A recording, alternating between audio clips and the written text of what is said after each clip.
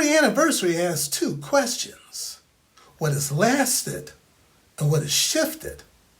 250 years carries enough time to witness both endurance and transformation, and enough humility to remind us that change has always been constant. Some things endure because they weave themselves into the fabric of belonging, not because they were preserved behind glass, not because they were declared important, but because ordinary people in ordinary moments chose to keep carrying them. Shared meals and gathered families, quiet celebrations. The values passed between generations without ceremony, care, resilience, forgiveness. These are the threads that hold. And what makes them remarkable is not that they survived unchanged, but that each generation found a way to carry them forward, even as the world shifted around them. Endurance is not rigidity, it bends, it adapts. It finds new forms without losing its essential truth. And alongside endurance, moving always in the same current is change. Change is not endurance's opposite. It's its companion. Technology reshapes how we connect. Language evolves to carry new meanings. Identity expands to include voices that earlier generations kept at the margins. Every generation rewrites the script of belonging, and in doing so, breathes new life into what came before. Change is a current that keeps endurance alive. Without it, what we call tradition becomes only habit. What we call legacy becomes only weight. And here's where something remarkable happens. When endurance and change meet, when they stop competing and start cooperating, they build a bridge that human beings have been crossing in every era, on every continent, for as long as there have been generations to pass things forward. Consider what that bridge looks like in real life. A grandmother in West Africa teaches her granddaughter the same harvest song her grandmother once taught her, and quietly adds a verse of her own.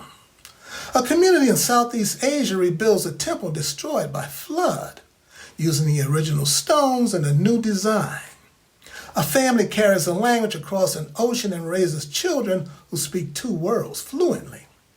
Each of these crossings honors what came before while welcoming what comes next. Now, memory serves as the guide, and wisdom grows in the space where the old and the new meet with equal respect. Now consider the wider frame. 250 years feels immense inside one nation's story. But besides civilizations that measure themselves in millennia, it's still young, still finding the depth of its own meaning. The dynasties of China, the monuments of Egypt, the living traditions of India, and the oral histories carried by indigenous peoples across every continent on earth.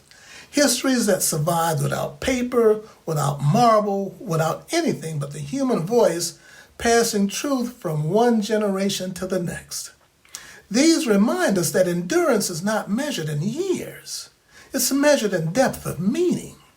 And America's endurance will earn its true measure through the choices this generation makes now. Not the ones already made, but the ones still ahead.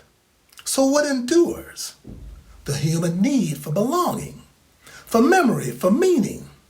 These have never changed and they never will. What changes is how we express them, which voices we include, which paths we choose, which verses we add to the songs we inherited.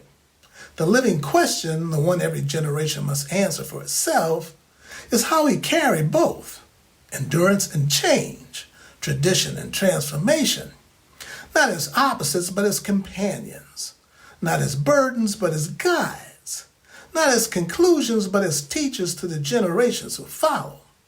Because every legacy is not a monument, it's a living rhythm, the dance between what we keep and what we let go. And that rhythm continues as long as someone is willing to carry it forward. What endures, what changes, the measure of memory lives in how we carry both. Take care. Stay connected.